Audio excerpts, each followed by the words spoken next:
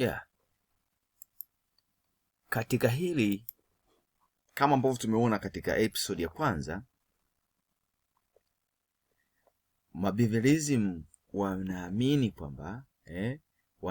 kwamba the learner is born, mwanadamu anazaliwa kama a tabula rasa, an empty slate, an empty plate, something without anything. Japokuwa potentials wanakuwa nazo, lakini hao wanaamini kwamba anazaliwa akiwa ni sahani tupu, an empty tabula rasa, akiwa hajui chochote.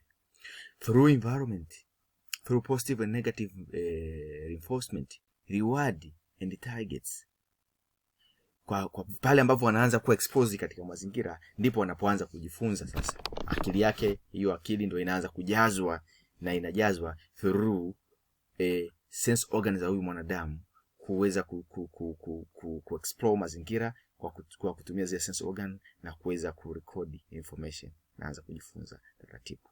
Kwa ndio maana nasema wenyewe kinachomfanya mtu aweze kujifunza sio akili, lakini mazingira. Kwa hiyo main theme ni hiyo, kwamba only human being are tabula rasas, are born with an empty slate, is an empty plate, and it have to be filled with the surrounding, the experience from the surrounding. Kwa hiyo ilikuwa ni main theme ya behaviorism kama theory mama ya kujifunza.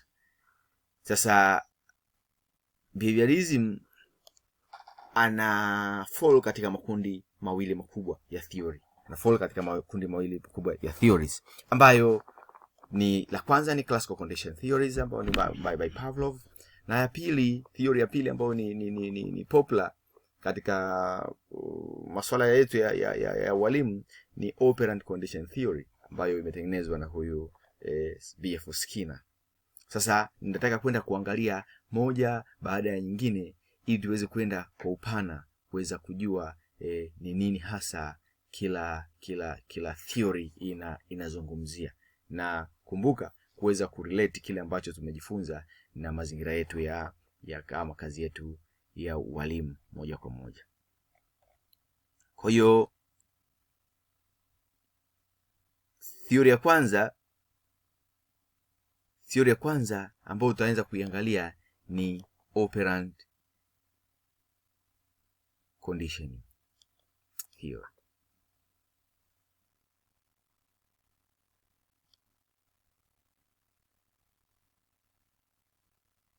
Ambayo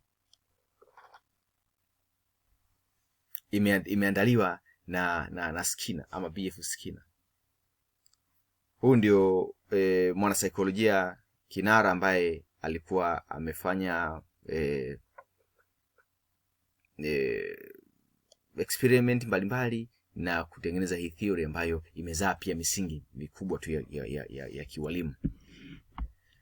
Now, what is operant conditioning? Operant conditioning is sometimes referred to as an instrumental conditioning. It is sometimes referred as an instrumental conditioning. It is a method of learning that employs reward and punishment for behavior.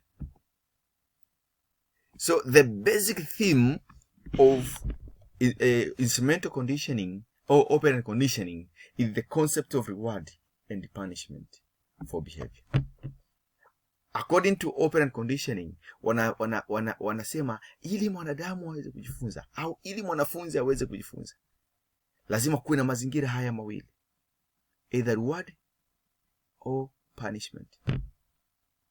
So behavior, according to these people, behavior is the consequence, is the result of either reward or punishment.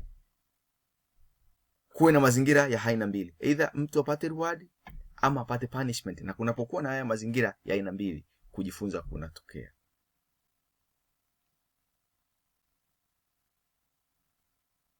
Through operant conditioning, an association is made, a behavior and a consequence, whether negative or what, or positive, for that behavior. The main themes hapa tunasema ni kitu kinachoitwa ni association, Nini kinachosababisha tabia? Ni ile tabia ya mwanadamu kuweza kuassociate kati ya behavior yake na matokeo ya ile behavior. Mtoto mdogo atajifunza kuendelea kuamkia watu wazima pale ambapo wanajua baada ya kuamkia nitapata pipi. You see, niamkie ili uweze kupata pipi, na kuamkia shikamoo, kwa sababu baada ya kusema shikamoo kuna kitu unachokipata. Pipi hii ni reward. This is the consequence. So I behave shikamoo because the consequence is the pipi. Kwa hiyo kunakuwa na the issue of association. You associate between two things that happen at the same time. Behavior, my behavior and the consequence, whether it's negative or positive. Lakini pia kwa upande wa negative, positive au negative, huyu mtoto ambaye anataka kujifunza kuamkia, kama asipoamkia anapata fimbo, anafanya association. Nisipoamkia napata fimbo. Kwa hiyo cha kufia nini? Ngoja niamkie shikamoo, kwa sababu nisipoamkia shikamoo consequence yake ni kupata maumivu. Kwa anajifunza kuamkia kwa sababu kuna punishment, kutokuamkia kuna punishment. Kwa upande wa pili anajifunza kuamkia kwa sababu kuamkia kuna nini? Kuna positive reward, kuna mazingira wezeshi yenye furaha ndani yake. Kwa anajifunza kuamkia kwa sababu ya either whether it's negative or positive consequence. Behavior and the punishment comes. Kwa hiyo hawa watu tunaoita ni operant conditioning wamebase katika msingi huo mkubwa kwamba there must be two components, whether is behavior, punishment or reward. Hivi ndivyo ambavyo vinasaidia tabia kuweza kujitengeneza according to B.F. Skinner. Kwa hiyo main theme to take point, the main point to take home with you today, kwamba unapozungumzia operant conditioning unazungumzia the issue of reward and punishment. Ndiyo kitu kikubwa kilichokuwa hapo ndani kwenye operant conditioning, reward versus punishment. The operant condition was first described by the very famous psychologist known as B.F. Skinner, which is why you may associate, you may occasionally hear the operant condition referred as the Skinner's conditioning.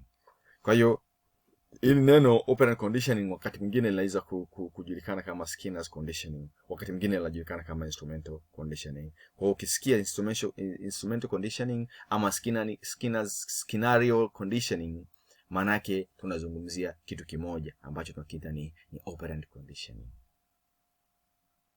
Ni scenario kwa sababu imetengenezwa na Skinner.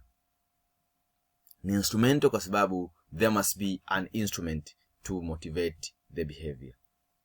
As behaviorist, the Skinner believed that it was not really necessary to look at internal thought and the motivation in order to explain the behavior. According to Skinner, the behaviorist psychologist, they believed that there was no necessarily to look at internal thought and the motivation in order to explain the behavior. But the only thing which makes someone to behave in a certain way is the environment, whether it's promising or punishing. So it doesn't matter kwa kiasi gani huyu mtu ndani kwake ameumbwaje, ana akili ya namna gani, uwezo wa namna gani huko aliozaliwa nao, lakini kikubwa kitakachomsaidia huyu mtu kujifunza tabia mpya ni either reward ama punishment, full according to operant condition.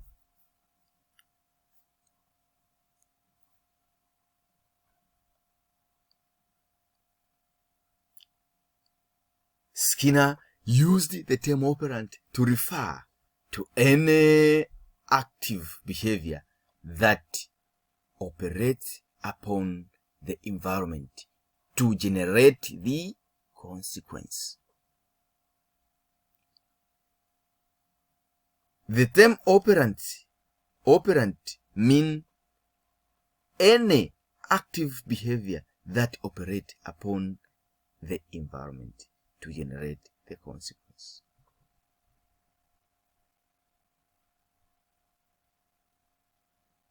Any active behavior that operate upon the environment to generate the consequence. That is according to Skinner. Action that are followed by reinforcement will be strengthened and more likely to occur again in future. According to Skinner point of view, wanaamini kwamba then any action that is followed by reinforcement will be strengthened and will likely to occur again in future. Kitendo chochote ambacho kitapongezwa, kitendo chochote ambacho kitafuatiwa na jambo lenye kufurahisha. Kwa mfano, nimesoma baada ya kufaulu nikapewa zawadi. Kama mwanafunzi anapewa zawadi baada ya kufaulu mtihani, ataendelea kujikaza kuendelea kufaulu kwa sababu anaamini kwamba kuna kitu atakachokipata anachokipenda baada ya kuwa amefaulu mtihani. Kwa hiyo tabia yote ambayo inakuwa inapatiwa motisha mara kwa mara inaendelea kujitokeza mara kwa mara, na tabia ambayo haipatiwi motisha hata kama ilikuwa ni nzuri inapotea, kwa sababu mwanadamu ili aweze kujifunza lazima kuwe na mazingira yanayompa incentive au motisha ya kumsaidia kuweza kuendelea kufanya kitu.